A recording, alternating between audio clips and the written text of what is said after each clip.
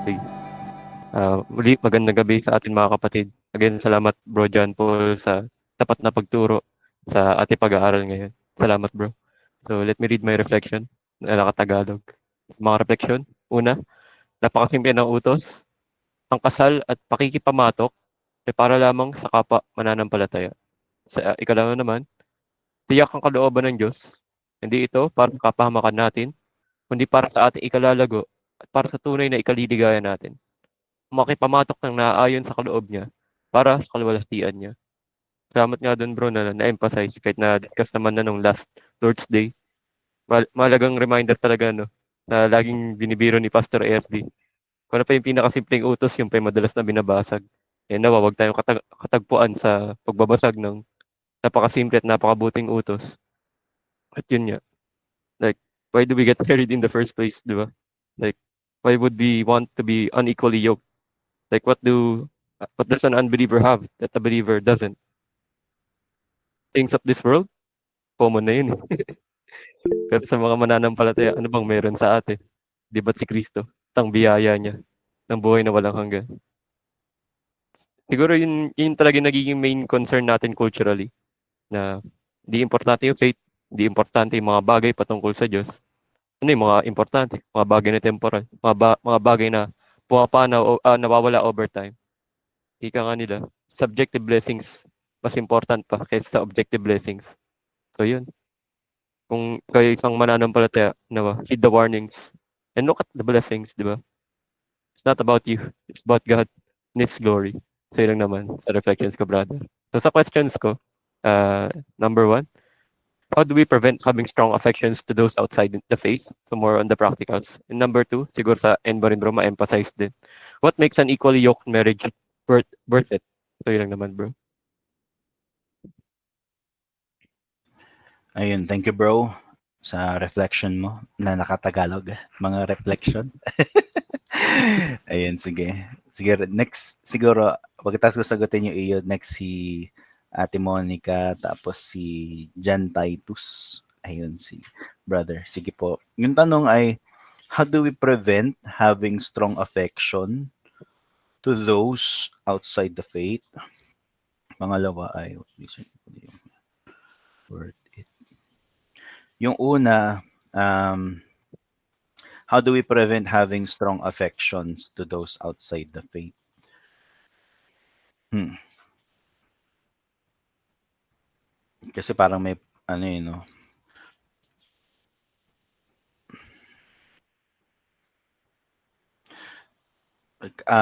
Unang principle kasi is tayo talaga yung nakakaalam ng nararamdaman natin. Mm.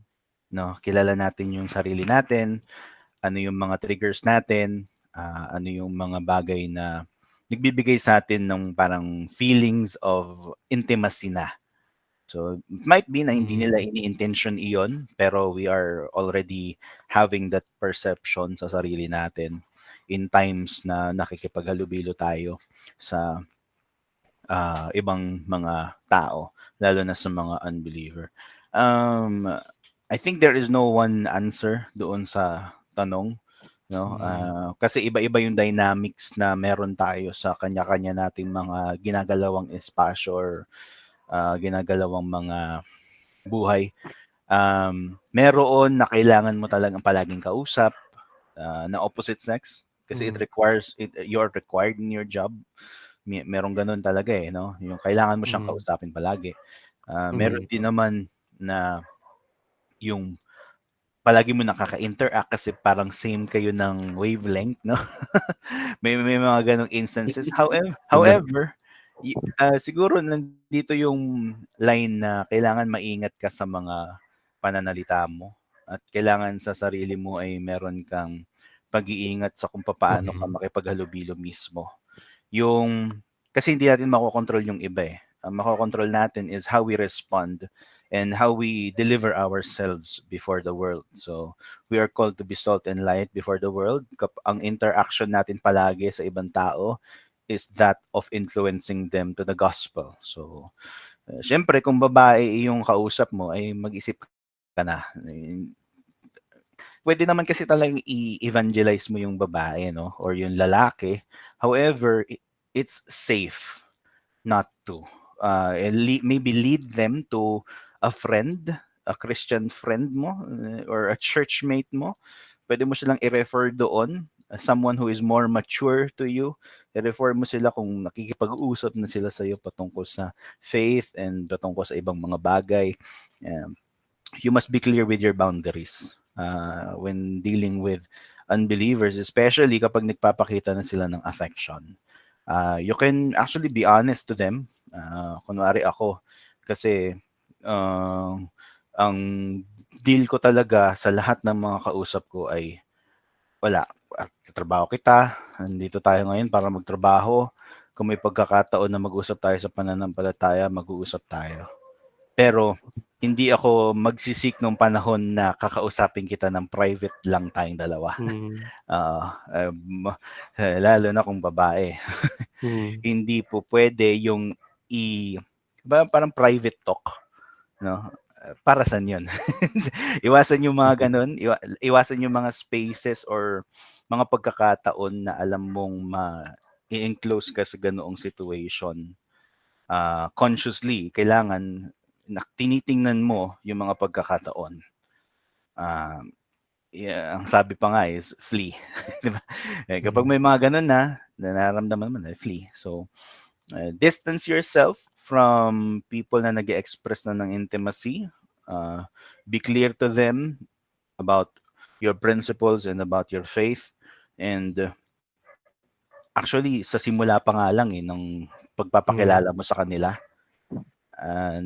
yung kunwari may mga pagkakataon na pwede kayo magpakilala sa isa't isa. Pwede mo sabihin na ikaw ay Christian and ganito yung mga principles mo. Hindi ba yung merong mga pagkakataon na ini-introduce yung self? Walang masama dun eh. Ano naman kung pagtawanan ka? Ano naman kung sabihin na killjoy ka, di ba? Ano ba yung mahalaga kung ano yung sinasabi ng Diyos? So, yun, yung siguro yung mga practical ways na po pwede. Of course, do not forget to pray. If you're stuck in a situation na maaaring will lead you to having a strong affection with the opposite sex that is unbeliever. Ayun. Nasagot ko ba, bro? Ayun, salamat din, bro. Gandang katugon sa tanong. Ang point dito yung parang pang-summarize din, additional comment ko. Yung usapin niya ng strong boundaries din. Hindi pwedeng Christian ka nga, pero yun nga, sabi sa Romans ba yun? Ano ba yun? Wise as serpents and innocent as doves. Like, yun nga, the appearance of evil, the appearance of being affectionate when unnecessary, pag-maintain ng professionalism, na professionalism does not equate to coldness.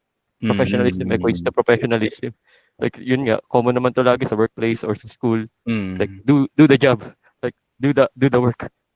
Anything else, something subject to discretion na natin. Pero yung, yun nga, sa atin bilang men din, alam naman natin kung ang situation mag-lead to something that will cause to be affectionate, something that will cause unnecessary stuff na mag-lead to even greater temptation or greater sin.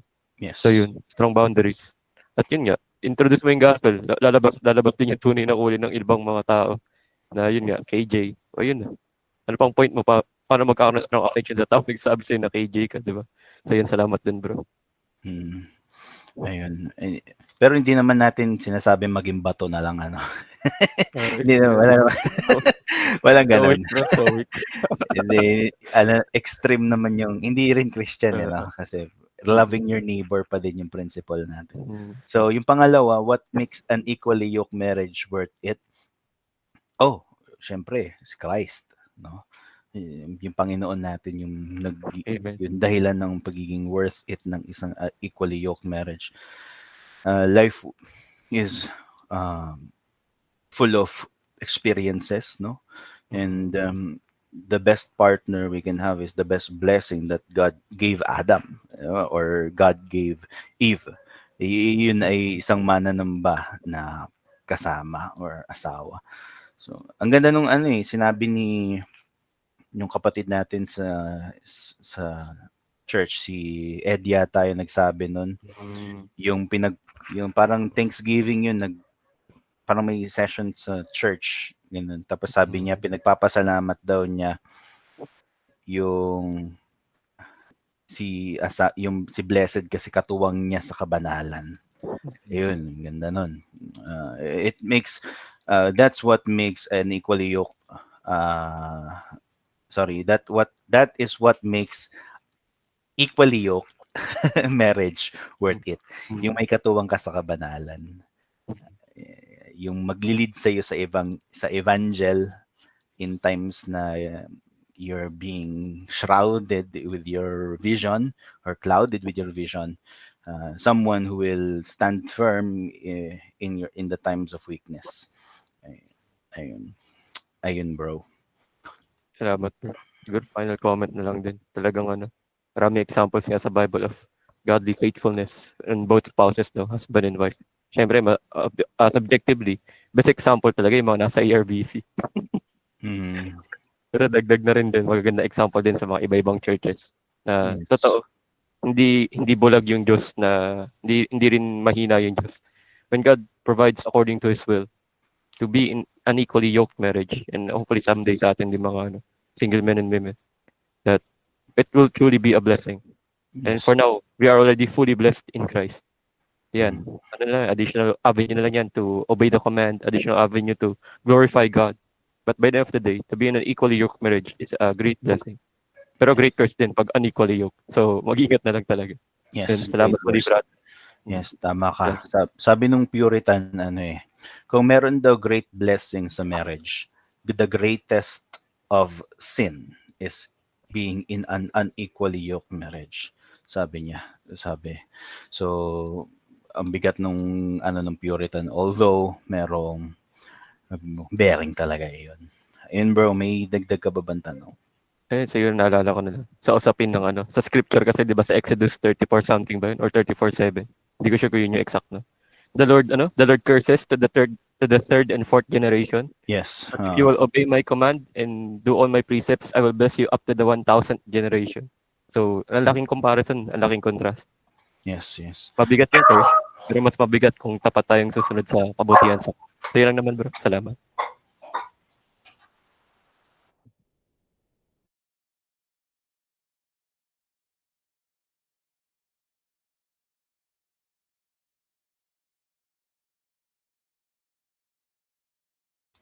Ayun, sorry po yung aso ko. Sige, ito munang piggyback question daw po bago yung kay Ate Monica kasi parang follow-up. Piggyback po dun sa question ni Arvin.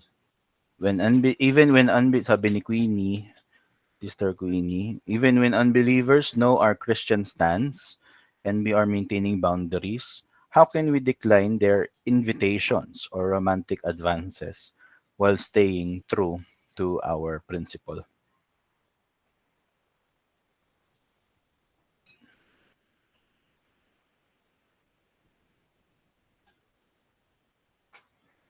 Siguro may aspect ito nung parang kung ano yung mararamdaman nila.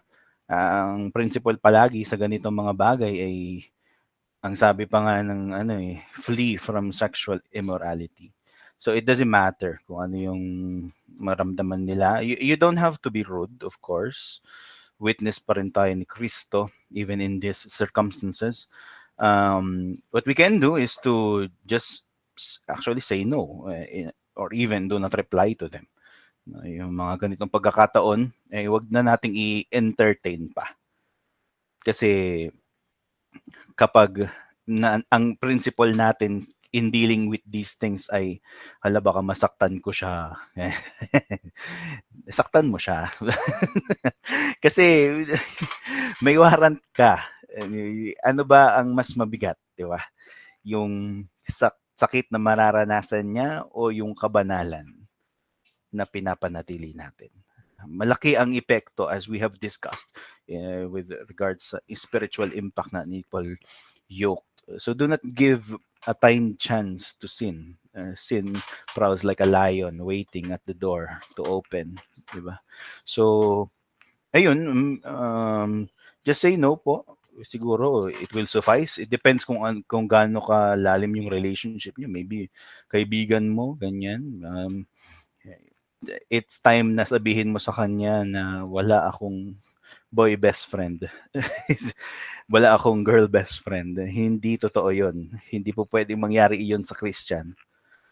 Siguro kung nanay-nanay mo siya sa spirit, sa faith, spiritual mother mo siya, pwede. Pero yung sasabihin mo na boy best friend, girl best friend, that's why i-entertain mo pa din. Siguro kailangan natin mag-reflect in these instances, and we need to seek the Spirit's wisdom to pray for it tearfully before we, or lest we fall to the devices of Satan.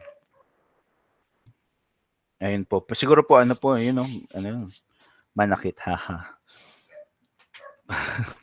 Mali po yata yung application. Hindi, ayun po kay Ate Monica naman. Ano po ang pwedeng practical intervention sa isang abusive marital relationship between a believing wife and an unbelieving husband without advocating for divorce? Ayan. Thank you sa napakahirap na tanong, no? Paano nga ba? Ang sabi sa atin sa scripture is to submit. However, of course, if the abuse is um, uncontained, siguro may degree kasi ito eh. May degree yung sinasabi nating abuse. I'm not well versed with literature dealing with counseling. Pero one thing I have noticed sa ibang churches, sa ibang bansa, and even yung mga libro na nabasa ko before is the church can intervene. They can talk to they can give proper counsel to the wife, and they can give proper counsel to the man. So, um, pwedeng i-consult nung asawang babae ito sa kanyang iglesia kung wala siya mapag-consulta na iba. Because, of course, we are advocating for the view of the permanence of marriage, no? Although it is reality din naman talaga na may mga abusive relationships. What I would recommend, and this would end yung aking siguro sagot, is go to the church kung kaya pang makipag-usap. Siguro yung degree nung abuse or degree nung situation nila kailangan i-measure. Kailangan mag-seek ng guidance with the other Christian people in this regard. And siguro kung meron mang nangyayari na hindi na talaga maganda, it would necessarily na kailangan na siyang yung dalahin sa karampatang mga otoridad. So, ito yung mabibigay ko na sagot. Maaari akong may malagpasan na bagay, pero ito yung nakikita ko na principles sa scriptures to seek counsel with fellow Christians, with the pastors, with the fellow ladies in the churches, how to handle this situation, varying sa degree. Pero kung yung degree niya ay sobra na or to the point na talagang abusive at nananakit na, I think it would ensue na kailangan na itong dalahin sa proper authority. Ayun. Did I answer yung tanong po, Ate Monica? Okay. Sige. Itanong din sa mga may asawa to or sa kila pastor para may confirmation kung ano ba talaga yung pwedeng magawa dito. Ayan. Yung kay next po ay kay John Titus. Nagtaas po siya ng kamay. Ay, sige bro, pwede ka mag-share bro or tanong. Ay, hello po. Good evening, Pastor. Ay, hindi po ako pastor. Ay, sorry. Preacher po, preacher lang. Okay po. Good evening po. Anyway po, nilagay ko na rin po yung question ko po. Pero mas ano ko lang po elaborate. Kasi there's this parang they claim to be Christians, this celebrity couple na parang they label other Christians na may masyado kayong legalistic. Parang it's not bad to marry an unbeliever kasi parang God knows the heart naman, ganyan. And meron kami, tas magbibigay sila ng kesa testimony na o meron nga kaming kakilala na pastor pa yung napangasawa pero yung pastor na nagkaroon ng issue of infidelity, tas meron naman ako na kakilala, unbeliever yung naging husband, pero 15 years na sila, okay naman sila. So, I mean, it's looking at the wrong lens, di ba po? Pero these are valid or legitimate questions. So, as a Christian, parang, how do I respond with this kind of takes? Kasi, I've been asked that kind of thing also. And, nakakasagot ako, pero syempre po, minsan mahirap kasi it's legitimate, lalo na kapag may pinanggagalingan yung nagtatanong. Mm. Ang gano'n po. So, paano po kaya natin magre-respond sa mga ganitong takes po? Sige po. Thank you, bro, sa question. Yan. So may Christian na, claiming Christian na nagsasabi na okay lang makipag-asawa sa hindi believer, no? Mhm, mhm. Ano to? Celebrity, ganun? Yes, I'm not sure if I should name the celebrity. Okay lang, hindi na, wag na. Tama. Although public naman yung ginagawa niyang ano. So, pero, And kaya ko ah, rin po nasabi kasi nakaka-influence sila. Na ayun. malaki yan at maraming nag-a-agree. Sadly po. Pinangalanan na ni Ate Sol. Siya ba yun? Hindi ko yata alam yan. Kahit anong lente kasi tingnan, siguro kung paano maiiwasan, wag panoorin. At yung mga kakilala ay wag i-encourage na panoorin. Ito, we can present a defense of the biblical view o kung paano ba tinitingnan ng pag-aasawa at ang pakikipagrelasyon. If the people you are talking to ay Christians talaga, they will understand yung principle na pinanggagalingan mo. Pero kung hindi, ay ang duty natin is to tell them kung ano yung nararapat, kung ano yung truth, right? So we provide tayo ng defense on it.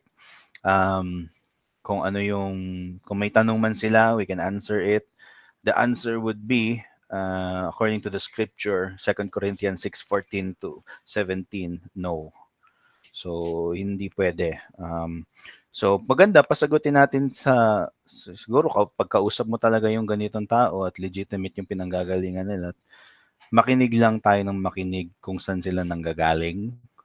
Pero kapag tinanong yung ating stance with it, is we can aptly respond na with all due respect.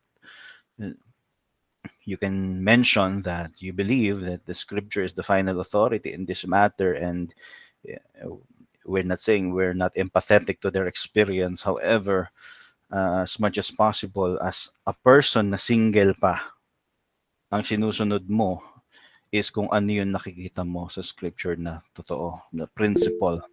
So, pwedeng ganun. Pwedeng sabihin mo sa kanila, wag niyo panoorin to. Ayan. Kasi nakaka-influence. Pero siguro may sagot din yung iba nating brethren na nandito. Sige, mas maganda yung mga may asawa yung mag-respond sa ganito eh. Sige po, ayan si Ate Sol. Ayan, hello po.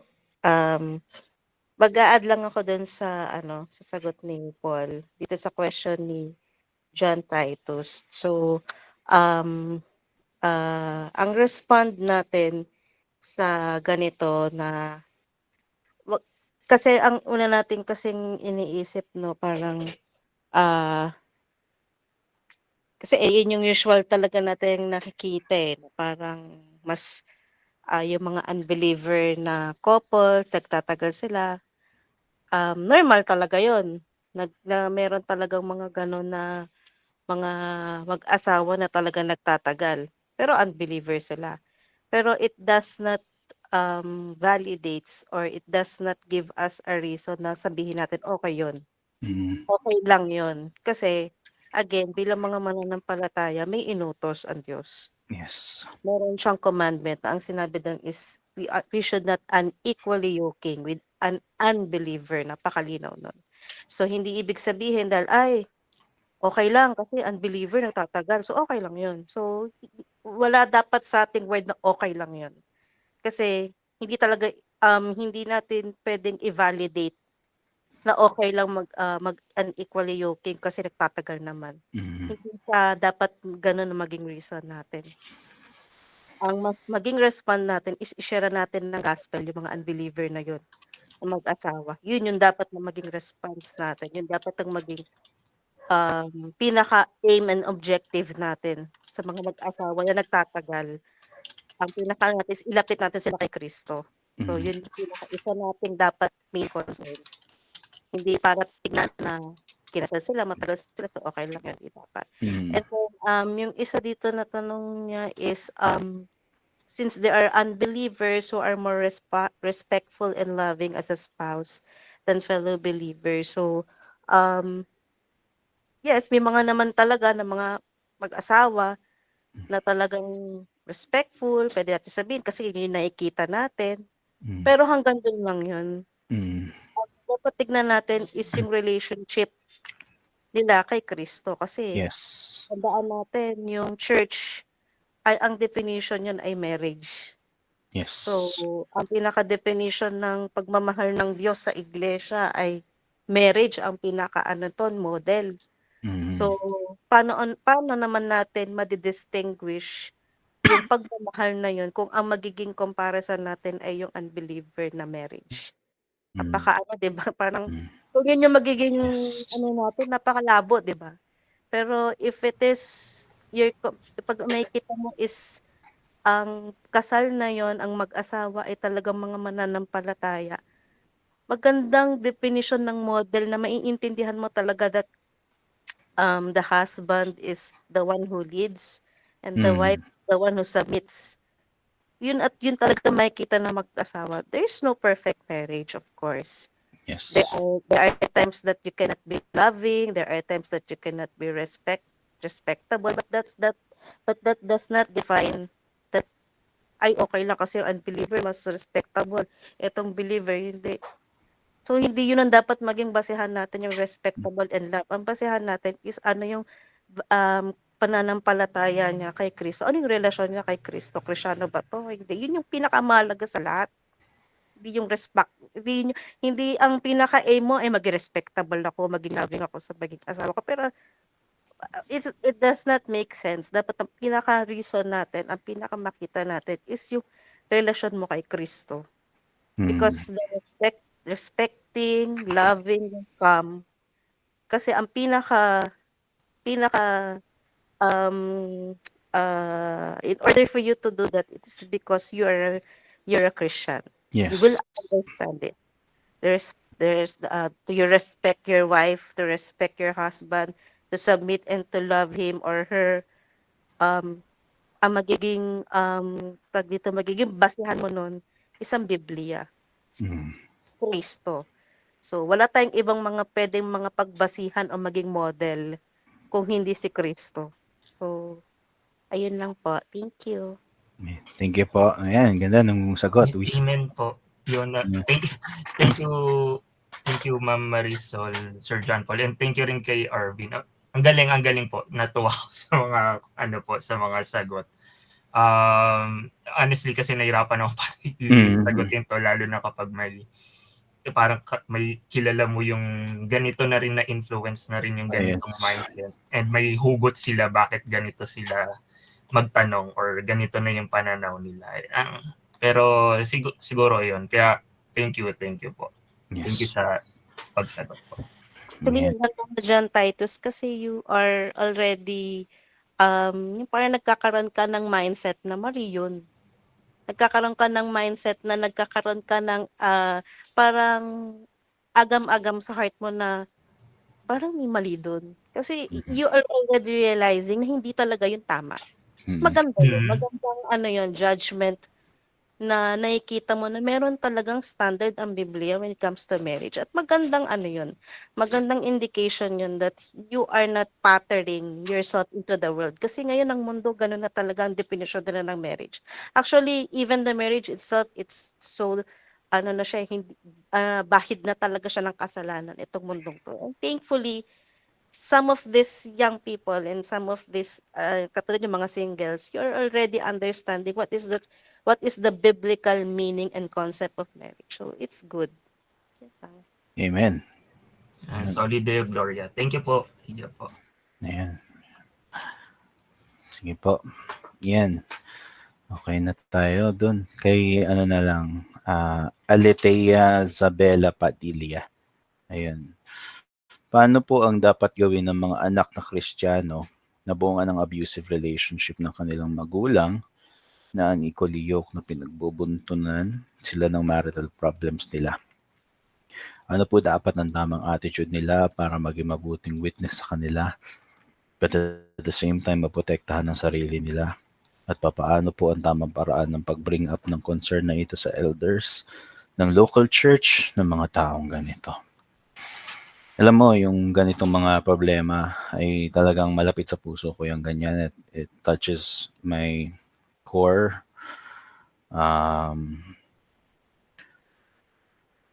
Kasi totoo siya. You know, may mga... And the reality is, it really happens. Siguro mas magandang i-address yung ganito in varying degrees pa rin.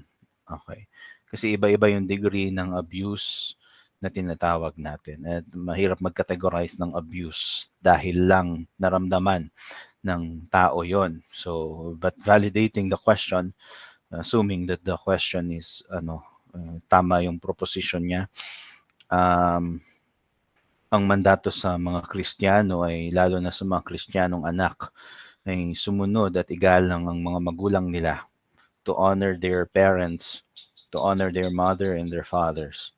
So, walang ibang iniutos ng scripture patungkol dito. Walang ibang principle na tinuturo ang scripture. Walang sinasabi na magrebelde ka kasi allowed yon, hindi pwede yon. The scripture is very clear in the duties of children in the household, or the Christian children in the household. That is to honor their father and their mother as they honor God. Ngayon, kung yung degree is, it varies sa degree po, sister or Aletea. Kasi kung yung degree is manageable, of course, we can grant that. Also, you can ask your church na minsan doon mag-fellowship, no?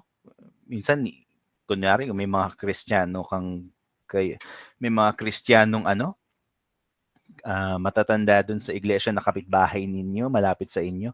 Pwede mong sabihin na daanan kayo para may invite yung tatay mo. Hindi naman sa'yo, yung tatay nila. Yung tatay nila, yung ganyan. Invite yung tatay or yung nanay, ganyan. Unti-unting ma-immerse yung magulang na yun sa culture na meron dun sa iglesia. Pwede siyang i-invite for fellowship, for discussions, ganyan. Pwedeng mag-initiate yung i-ask yung pastor or yung mga men in the church to have a Bible study in the house. Yan, pwedeng doon magsimula ng mga family worship na tinatawag. Pwedeng simulan ng ng Christian na mga anak at ng magulang nilang Christian.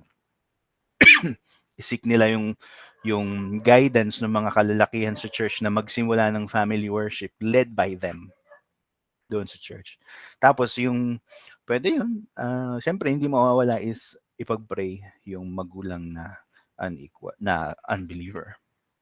Kasi sino ba ang magdadala sa kanila sa ebanghelyo? Ang Diyos din naman. At naniniwala tayo na sa submission na ginagawa natin, and as children commanded by our God to follow His commandment na mag-submit and honor the parents, we can trust God that He will make it come true. Kung hindi man, ito ay under pa rin sa kabutihan niya. Pero ang sinabi niya kasi doon is, we can win them by submitting. Sa wives nga iyon eh. Diba? Paano pa kaya yung mga anak na nagpapakita ng witness na ganito ang Diyos namin? Sa kabila ng ganito mong ginagawa ay meron kaming pinapakita sa iyo na standard na lagpas yung tingin namin sa ganyan. anong sarap yun, di ba? Makita iyon ng ganong magulang na Kristiyano at na may asawang hindi Kristiyano. Sinong puso ang hindi lalambot sa ganoong itsura. Pero again, that varies in the degree. Siguro, meron din kasing mga pamilya na talagang abusado. At yung magulang ay abusado at minsan pa nga napagbubuntunan yung mga mananampalatayang mga miyembro ng pamilya nila. In that case, magiging ganun din yung aking payo. If it requires the intervention of proper government authority, it might need na ganun ang makamit niya bilang hustisya rin naman ng Diyos ang maipapataw sa kanya sa ganoong pagkakataon. Maaring sa ganoon pa siya madala kay Kristo kung yung degree nga again is within that range. Pero kung manageable ito, at kumbaga, ano lang naman, yung comment lang naman, yung pananalita lang naman, yung mga galaw lang naman, hindi naman nananakit, ano. Ayan, talagang ano natin, isikapit na may pakita sa kanila kung gaano kabuti si Kristo sa kabila ng mga nangyayaring ganon. So, ayun yung magiging sagot ko. Wala na akong ibang magiging sagot doon kasi may maalam akong story ang ganito. Ayun, nasagot ko ba yung tanong? Salamat po. Ayan, you're welcome. Sige. Ayun, sabi ni Arvin, tungkol yata to doon sa doon sa kaninang tanong ni John Titus. Parang survivorship bias. Ngayon ko lang narinig din yan. Tinitingnan lang yung nagtatagal, hindi nakikita yung mga palpak. Survivorship bias. Ayun po. Si Sister Jensen, go. Ayan. Paano po ang tips ninyo if ever may manliligaw po na unbeliever? Should I state na agad na I am Christian? Then if di sila into going to church with me, reject ko na po, no? Una, bakit mo aayaing mag-church? Hindi naman po. Ano po, biro lang. Siguro himayin po natin. Una,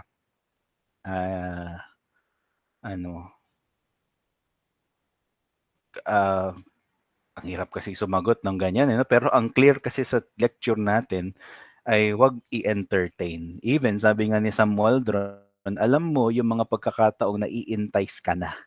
'Di ba? Alam mo yung mga pagkakataong nai-entice ka na sa companionship na meron yung mga kausap mo or yung mga nakakahalubilo mong unbeliever. So, you know yourself, but often we blind ourselves in those situations. When hindi safe ang lahat dito, no? Lahat ay nagpo-fall sa ganitong trap ng demonyo. Siguro, pinaka-best nito is to immerse ourselves with the fellowship of the believers kung wala man talaga tayong parang wala naman talagang rightful na suitor, walang Christian suitor, walang Christian na nagpapakita ng intention. What we're commanded was in Corinthians is to stay holy wherever we are placed at. No? Kung saan tayo inilagay ng Diyos ay magpakabanal tayo doon. So, kung single ka sa ngayon at pumupursu sa iyo ay mga unbeliever, so indication iyan na hindi po pwede. Ayan. Hindi siya valid na dahilan para i-break ang law ng Diyos. As in our discussion, it is an enticement to unbelief. Actually, sabi pa nga dito sa confession, it is a damnable heresy. No? Pero yun po yung idea, no? Kung may manliligaw na unbeliever, the very first question is bakit ko kailangan i-entertain ito? Diba? Meron akong iglesia na tapat na nangangaral at tinutulungan ako sa kabanalan. Meron akong mga kapwa ko mananampalataya na mga babaeng mapwede kong makausap sa mga pagkakataong kailangan ko ng kausap.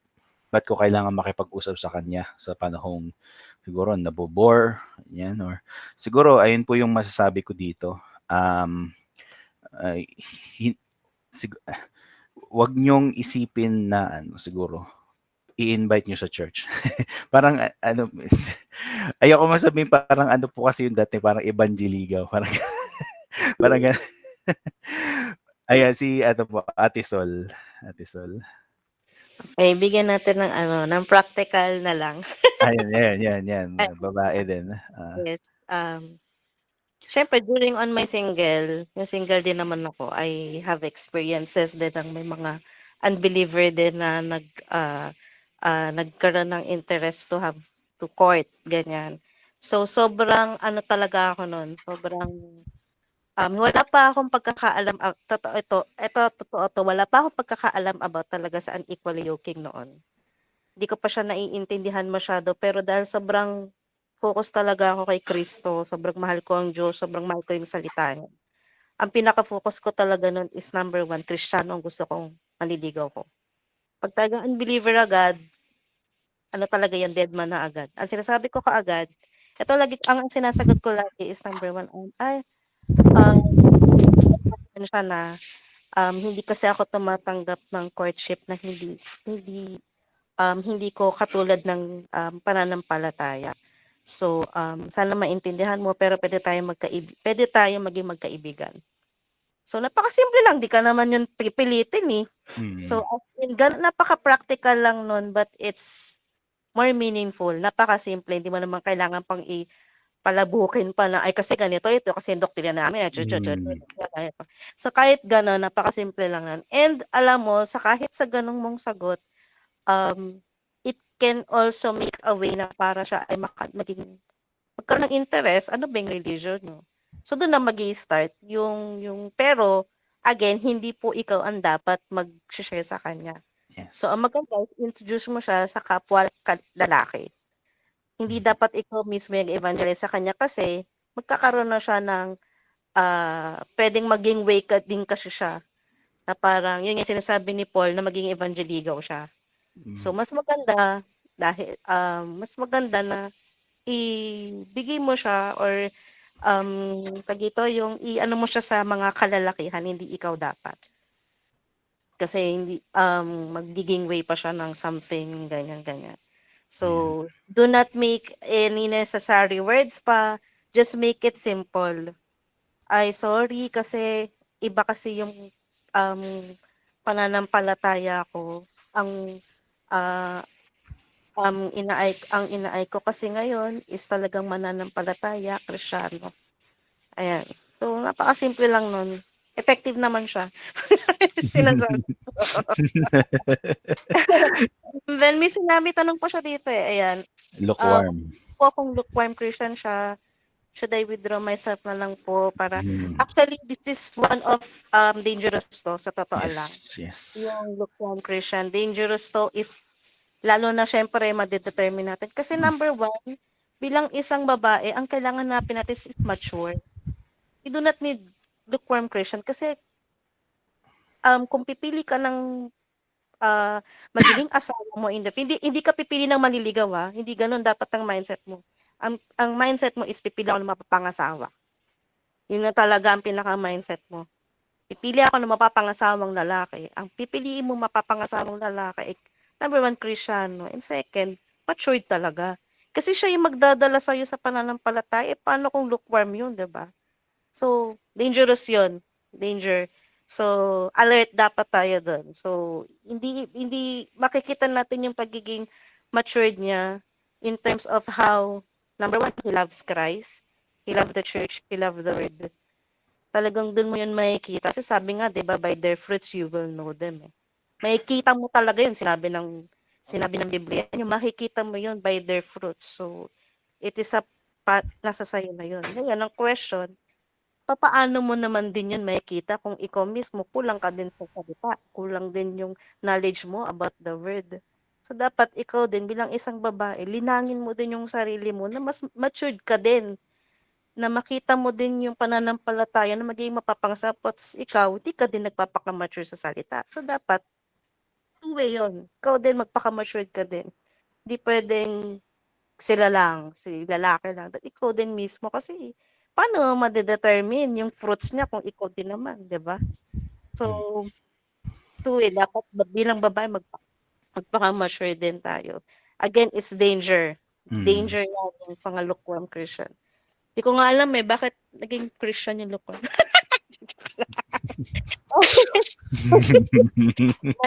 May lukewarm Christian. Okay. Sorry, medyo ano lang tayo, medyo ano lang, ganito lang talaga si Ate Sol niyo.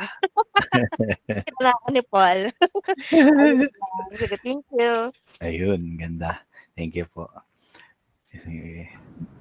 Thank you, Brother John and Sister Sol. I guess nanggagaling lang ako sa sa part ko na Oh, ang pretty mo ba? I wanna still glorify God, pero at the same time, yun nga, ayoko mag-people please. So gusto ko kung ano yung gusto talaga ni God. So may times po kasi like may manliligaw, ganyan. So I was thinking, should I ask him to attend the church or bahala na po si God na mag-work sa heart niya? Like, I would just say, I'm Christian, this is my preference, take it or leave it. Then just leave them be. Tapos bahala na si God mag-orchestrate kung para siya sa akin or kung mag-convert siya, whatsoever, it's not me. It's God na bahala. Parang ganun ba, sis? Actually, okay din naman po yung maganda yun na pwede mo siyang i-invite sa church. Pero again, yung pinaka-motive natin is, number one, is evangelism talaga. And then again, yung kaninang sinabi ko is, hindi dapat tayo yung mangunguna sa evangelism nila. We have to refer them to one of our men in the church. Kasi sila talagang mga katulong. Like in our church, ginagawa namin is, nire-refer sa amin, kami mga kunyari, mga babae, nire-refer sa amin yung isang babae sa church namin, and then we are the one to evangelize the woman, the lady. Same as sa mga lalaki namin, ni-evangelize naman din yung mga kalalakihan. So, tama ka din naman na it is by the grace of God. Talagang ang Diyos talaga ang kikilos sa buhay niya. The way to us kung paano din kumilos ang Panginoong Jesucristo sa buhay natin when we sa pamamagitan naman talaga ng evangelism. So I think that's the best way. Pero hindi dapat tayo mag-stick doon na magiging Kristyato, magiging Kristyato, magiging Kristiyano to. Dapat umasa talaga tayo sa biyaya ng Diyos eh. Umasa tayo doon sa pagkilos niya. So, again, kung meron kayong mga able men, mas lalo na maganda nga din may pastoral ano pa yan eh, na talagang guidance, mas maganda. Kasi kung sa atin mismo tayong mga babae, masyado tayong madali kasi tayong, alam mo na, madali tayong bumigay sa mga ganyang bagay. Pero maganda, may wisdom pa rin coming from our pastor, may wisdom pa rin from our mga kapatiran na mga may asawa, kasi doon ka magkakakuha ng guidance talaga. Ayun lang. Got Sis, it, ang sis. ganda mo. Thank you, sis. So, Sister Rizal, parang mangyayari na, okay, if gusto mo, i-relate kita sa brothers ko na to share the gospel, Yes. ganon. Tapos bahala na sila. Oo, bahala na sila. Tama yun. Thank you, Sister Marisol. Ayun. Ayun. Sige po. May tanong pa po ba dito? Thank you po sa input, Ate Sol. Ayun. Kailangan talaga dito yung mga ganyang input, no? Wisdom. Kailangan ng wisdom ng married. So, may tanong pa po ba? Wala. Ito. Kay John Titus. Paano po yung fellow believer na nasa same age group ay married na? Yan yung mga single naman po, malayo ang age gap. Hindi ko sasagutin to. Pwedeng itanong mo sa pastor nyo ito, John Titus. Pwede ako magbigay ng input, kaya lang parang mas magandang makapag-discussion nito is mga kalalakihan nyo sa iglesia. Yan, yung especially yung pastor and yan, yung sa pastor ninyo. Kung ano, yung mga kababaihan, yan. I-ask mo din sa, kababaihan, ano bang, ano ganun. Kasi may mga implication yung ganyan. So, hindi ko kayang sagutin iyan dito ng, at again, kailangan dito ng pastoral wisdom and counsel. So, yun lang yung masasagot ko dyan, bro. Charlene. Sige po. Ito kay Sister Charlene. May weight din po ba if like magkaiba po ng confession of faith kayo na pinanghahawakan? Like, sa liligawan ng kalalakihan or manliligaw po sa kababa? Ano ba yun? Like, Presbyterian, tas Reformed Baptist, ganun? Parang ganun, no? Ang hirap kasi specific na yung tanong eh. Hindi ko mabigyan ng ano, kasi kapatid naman yun pareho. So, lalo na yung Reform Bap, di ba? Kaya lang, okay, PESB ang labanan. Hindi, yun kasi yung malapit sa kultura eh. Sa amin eh.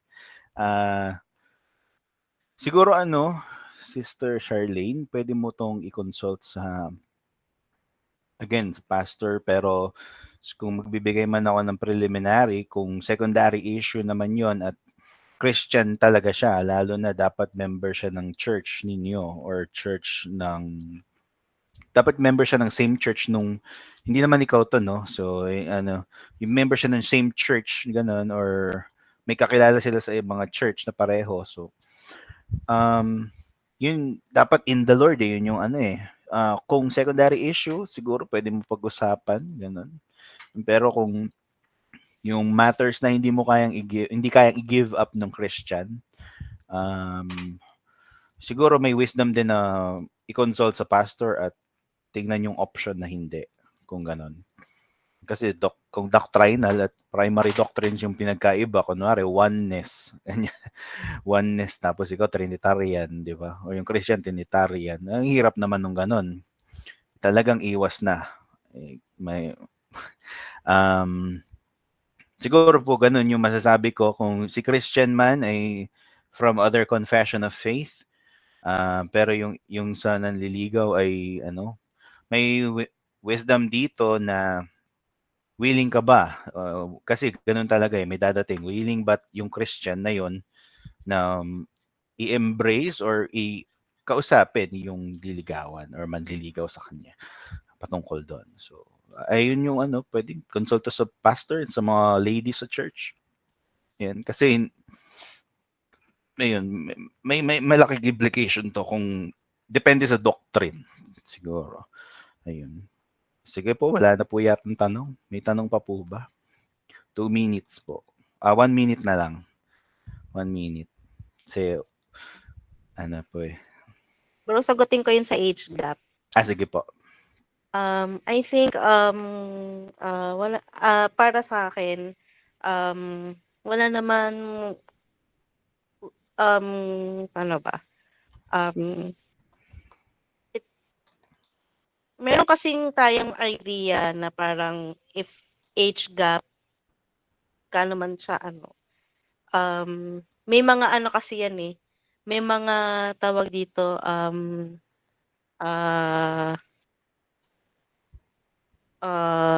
specific na criteria yon when it comes to age gap.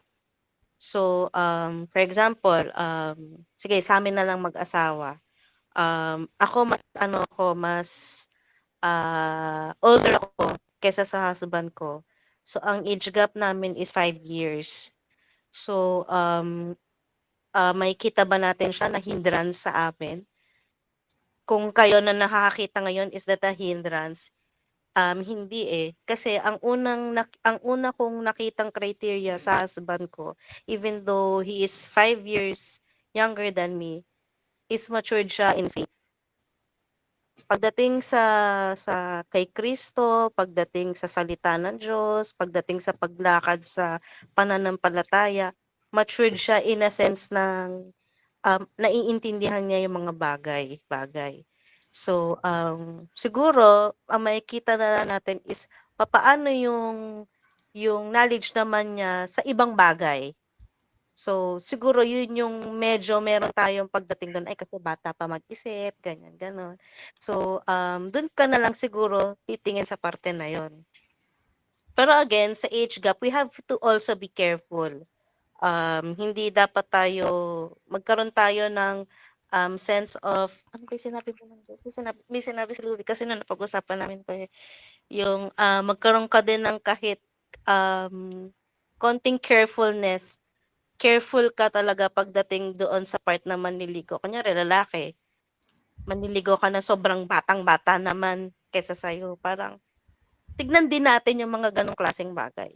So, we have to really check it first before that. So, magiging careful lang talaga tayo. Pero again, ang makita natin do'n is number one talaga is maturity in the faith. Yun kasi yung isa sa dapat nating makita do'n, lalo na tayong mga babae. I'm talking about sa mga ladies. Talagang dapat makita natin is matured in the faith, eh. Sa mga lalaki naman ang makita niyo is, her being a wife is ready na ba talaga siya to become a wife? Is she ready to become a submissive wife in the future? Are you looking at her na 'pag ito ba, niligawan ko, sure na ba na ito ay papasok na sa marriage at handa na ba talaga siya maging, wife material? Eh, paano kung estudyante pa 'yan, 'di ba? So that magkaroon din tayo ng, sense of wisdom on that 'pag tayo ay mga lalaki magko-court. And again, lalo na 'pag Kristiyano 'yan and nanggaling din sa Kristiyanong family, we have to honor also the parents. Madami madami 'yan. Pero again, hindi kasi ako masyadong ano dun sa age gap, eh, but we have to seek wisdom for that. Actually okey nga din yun kasi, nakikita natin na may mga singles talaga na minsan talaga yung may mga older women, eh. Pero mas makikita mo talaga na yung kanilang paglakad kay Kristo, they are ready to become a wife and ikaw ready ka na rin to settle down. So why not, 'di ba? So, ayun lang. Amen. Ayan, thank you po. Ayan. Sige po, may mga questions pa po ba? Siguro wala na po, no? Ayan. Pag may mga ano po, specific, magtanong sa ka-same sex or pastor. Ayan, sige, let's pray for our conclusion. Sige, let's pray po sa aming dakilang Diyos na mabuti, na nagsalita patungkol sa lahat ng aspeto ng buhay Kristiyano. Salamat sa mga biyaya mo, maging sa kalinawan ng iyong salita patungkol sa usapin ng unequal yoking. Salamat sapagkat may kalayaan sa patungkol sa doktrina na ito. Sa pagsunod namin dito ay may biyaya mo, Panginoon. Kaakibat ng biyaya mo ay ang kalayaan na sundin ka. Salamat sa kalinawan mo sa iyong salita patungkol sa doktrina ng pag-aasawa, doktrina ng kasalan, sa tipanan ng kasalan. Salamat sapagkat napapakita nito ang imahe ng kasalan ni Kristo namin Panginoon sa kanyang iglesia. Salamat din sa mga naging fruitful discussion namin dito sa aming pag-aaral. Patnubayan niyo po ang bawat isa na tumimo sa aming mga isipan at puso ang aming mga natutunan. Bigyan niyo po kami ng karunungan kung paanong maisasabuhay namin ang aming natutunan, hindi lang sa aming isipan, bagkus lalo na sa aming pamumuhay, sa aming mga galaw. Tunay nga na hindi hiwalay ang usapin ng pagliligaw or yung pagkakaroon ng interes sa pagligaw sa ibang mga kapwa mananampalataya. Hindi ito labas sa iyong salita. Ito ay pinangungunahan pa rin ng katotohanan ng inyong ebanghelyo. Pinapanalangin ko po na bigyan niyo pa po ng kalakasan ng mga lahat ng dumalo dito na mga magtatrabaho pa po ngayong gabi. Bigyan niyo po sila ng karunungan kung paano magagawa ang kanilang mga trabaho ng maayos at ng may kabanalan. Gayon din, bigyan niyo ng pagpapahinga na mabuti ang mga magtatrabaho pa po bukas. Sa pagtulog nila, bigyan niyo po sila ng karampatang kapahingahan ng katawan, comfort in their fatigue that they have had for the day. We pray for all that who attended here and as well as sa mga kapatid namin na nasa hindi man nakadalo ay kasama namin sa panalangin. Patubayan niyo po ang lahat, Panginoon. Pinupuri ka namin sa lahat ng mga ito. Ang mabuting pangalan ni Jesucristo ang maitaas sa lahat at maluwalhati. Ito po ang aming panalangin. Amen.